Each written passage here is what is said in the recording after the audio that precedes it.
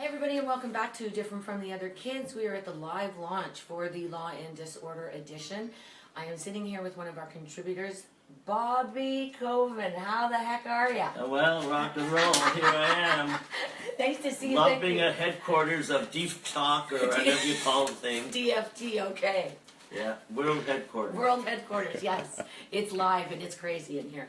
Wanted to give everyone just a background of Bob before we go through a couple questions. He is in our second book, which is the Natural Alternatives edition. So we'll go through and we'll just give you a little bit of a synopsis of what got us to this point, and then we'll have a little chat with Bob. So in chapter 18 of the Natural Alternatives edition book, this is Crazy. Is it a nickname or a diagnosis? In this chapter of Different from the Other Kids, we meet Bobby, who has been dealing with Tourette syndrome and anxiety disorder his entire life.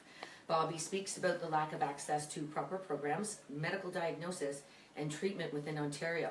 He shares with us his journey that has led him on a path of acceptance, one that now allows him to share ways that have helped him overcome his day-to-day challenges. So that's the first chapter that Bob has. Chapter 19 is called The Dark Room. We continue to talk with Bobby, a man who has Tourette syndrome and anxiety disorder and OCD. Bobby takes us deeper into his everyday life as he discusses the activities he does that help him maintain order in his life. He offers up his own life stories and experiences. Last chapter is chapter 20, and it's called Adding to the Toolbox. In this chapter of Different from the Other Kids, we continue our discussion with Bobby, a man who has experienced challenges his entire life. Bobby and Angela discuss why it is so important to keep this conversation going and continuing to advocate for more support within our communities. Both Angela and Bobby discuss the importance of treating each person's challenges as individual. Just because something is right for one does not mean it will be right for everyone. So let me just finish my intro. Drum roll, please. Why don't you finish your intro? Here we go. This is otherwise known as, a.k.a. Crazy Wildman, otherwise known as Crazy After All These Years, otherwise known as Entrepreneur Fly Fisherman, a.k.a. Mental Health Stand-Up Comic, a.k.a. Rapper, Baker, World-Class Skier, all true, Piano Player, Songwriter. Well, not really a songwriter, an improvisation. Well, it is excellent. As my father says, if the world operated in the key of C, I'd be a genius.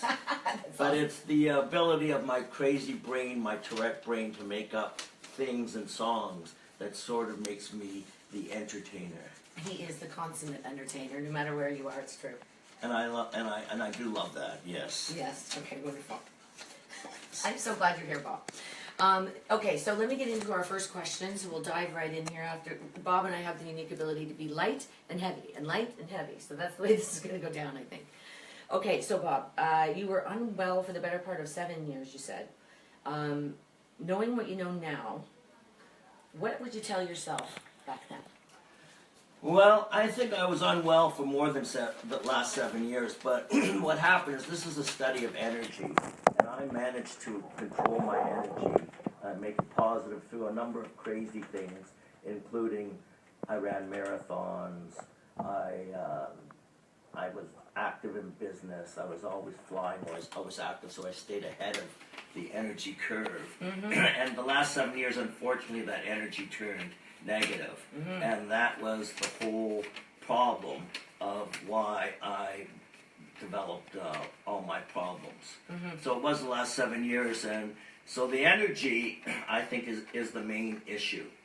And when I talk about using my humor to talk about mental illness, I walk with a bunch of people and trying to talk about it, and they say, "Thank you so much for walking with me," and I say, I'm not doing it for you, I'm doing it for me. This is therapy. Mm-hmm. So all of this that I do, the comedy, the improvisation, and just being totally crazy is my kind of therapy, a way of expending my energy. And luckily enough, I met you, and now I get to tell everybody mm-hmm. how my energy in the form of humor can help them as well. Okay, wonderful. Thank you. So give us an idea of what's happening. You have your own website and your own place on the internet as Crazy After All These Years with a K. Well, I have my own website and I have a YouTube channel. Yes, I saw Crazy that. after all these years. Unfortunately, I'm competing with some unknown guy named Paul Simon, who's still crazy after all these years. But if you go to the second part of it on YouTube, you'll see all of my YouTube songs and performances. But it is encapsulated in a website called Crazy After All These Years, and that's been separated into motivational speaking as well as comedy as well as some other things. So Crazy, I've been doing a lot of stand-up lately, and my stand-up always starts with, hey, my nickname's Crazy Wildman is a nickname or a diagnosis, and I always talk about the crazy things going on in the world, and there's tons of them. Whether it's Trump, whether it's traffic on Sunday afternoon, whether it's religious holidays, whether all you have to do is open up the paper. I mean, the other day they had a study that medical marijuana was going to. They asked expert, was medical marijuana going to cause liquor sales to decline? Well, why didn't they ask me? I'm the expert. Of course it does. The more medical marijuana you smoke, the more you want to drink. Oh, you want to drink it? Yeah, On top of the pot? no, I'm just pointing. There's lots of crazy things every day. Yes, absolutely. Did you see that picture of the Pope when he was with This Donald whole thing? Trump? Yeah, that was creepy. So that's crazy, and that's That's what I talk about. But crazy is my website, and I have some other things going on that's interesting. But maybe we'll talk about those a little bit later. Yeah, we'll get into it. We got a lovely, rather large announcement, really, between the two of us. Bob and I have been working on some stuff here, but we'll get into that next. Okay, so we did Crazy. So I had one more. Well, is this the time for the announcement, Jenny?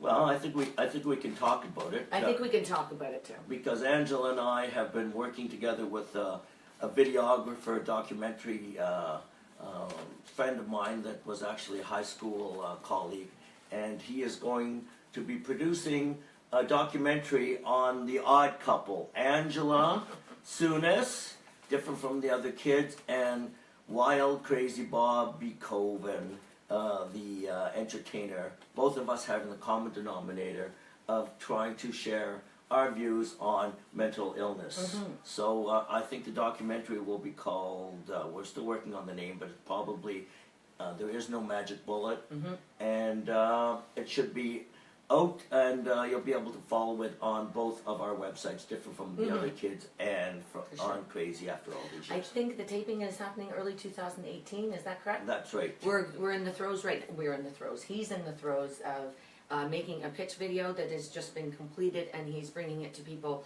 out in the west part of Canada, looking for funding. So we'll see how all that goes. I'm looking forward to it. I think it's going to be a great little journey. Well, I think it's great. You know, I'm working on some venues that I can talk a little bit about my journey using humor as a way of demystifying mental illness. And I know that some of your previous participants in your book also are now in Alberta. So we'll be taking a trip. Road trip. Wild West. Road trip. Angela and Bob B. and whoever else wants to join us. Yeah, that'll be a good time if anybody wants to come. When is that going to be? Is that the beginning 2018? If we get all the funding in the Well, you mentioned that I was a world-class skier, so Yes, I hope I it's did. during the winter and we, Yes. and we can go skiing. You know I'm not joining you, right? Well, you might. You never know. I am so afraid I'm going to fall down and break something. I just, I'm happy to walk. I can sled. I don't need to get that active. I don't need to go down, careening down a hill, not knowing what I'm doing and falling over myself. It's not a good idea. Well, if you want to know my comment, you weren't afraid of attacking mental illness and helping your daughter and helping everybody else do all the wonderful work that you do. Thank you. So I think going down a ski hill is a minor It seems- distraction, seems more terrifying. and you'll be able to do it. Seems more terrifying. Thank you, Bob. Okay, guys, thank you so much for joining us. Bob is going to come back for another interview in about 20 minutes, so please join us back. Okay, great. Thanks. Thanks. Hi, everybody, and welcome back again to our live launch of Different from the Other Kids. Law and Disorder edition. I am joined again, thankfully, by Bobby Koven, who is here to have a conversation with me generally. We got caught up with him last time, and we had our announcement of a documentary in the works with Bob and I together having a conversation about mental health, and we are going to be labeled as the odd couple, which we certainly are. I wanted to introduce you to my friend Scrapper. He's 108 doggy years old, and he is in the acknowledgements of the book, so I wanted to say hello from the dog. Also want to give a shout out. I was just over at my plaza this morning and ran into Deb Flowers. And Deb Flowers and I were supposed to have a conversation. We were supposed to have a conversation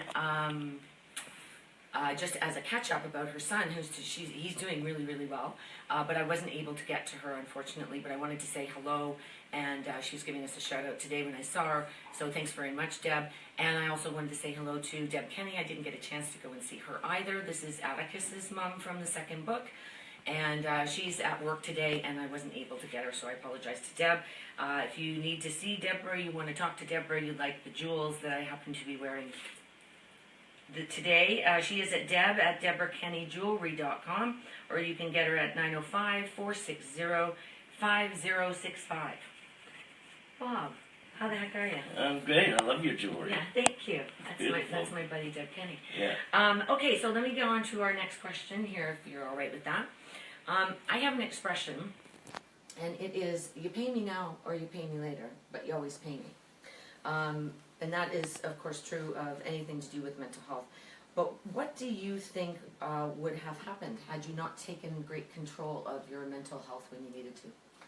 Well, I would have still been stuck in my vortex of trying to stay ahead of the curve, and it was just recently that I realized that everything that I did in my life was shaped by my anxiety, by my depression.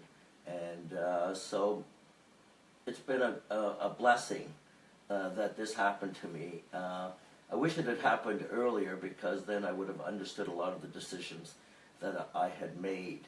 But let me ask you a question. Okay. What made you decide to take on this journey of writing this book and becoming such a wonderful advocate for mental health?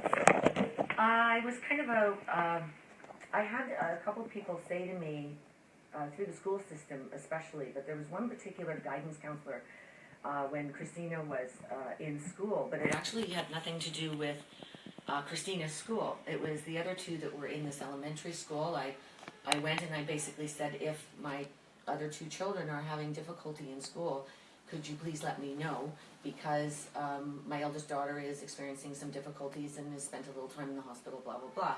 So I have this conversation with this guidance counselor, and she immediately is in tears and starts to tell me a story about her sister and what a challenging time that they've had as a result of this young person, this young woman, basically having a baby, and what basically happened to her mental health, which can happen to certain people when their hormones and chemicals and all of the trauma that can happen. It's a wonderful time, but it can be traumatic as well, having a child. And she really asked me.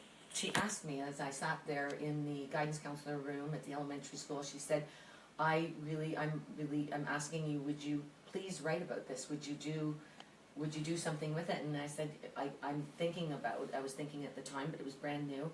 I said, I'm thinking about a book. And she said, would you?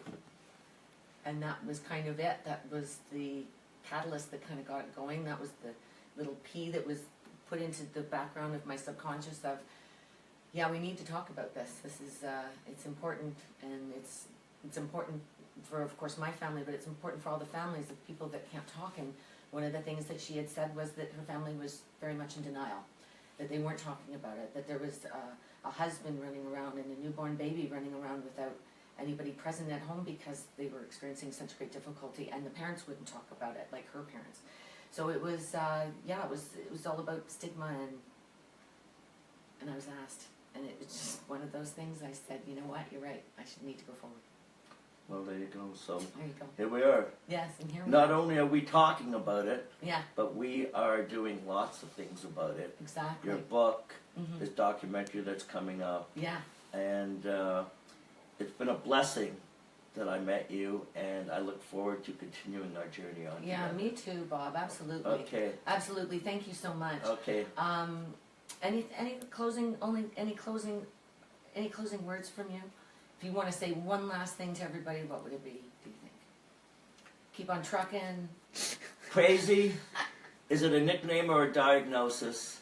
We'll never know, but stay tuned and you'll find out what it really is. Awesome. That's great, everybody. Thank you so much for coming. Bobby, thank you so much for joining us Okay. today. I really appreciate it. Thanks to Scrapper, our rescue dog. We didn't rescue him, by the way. He rescued us. And we will talk to you again soon, Bob. Okay, see you later. Thank you. Bye.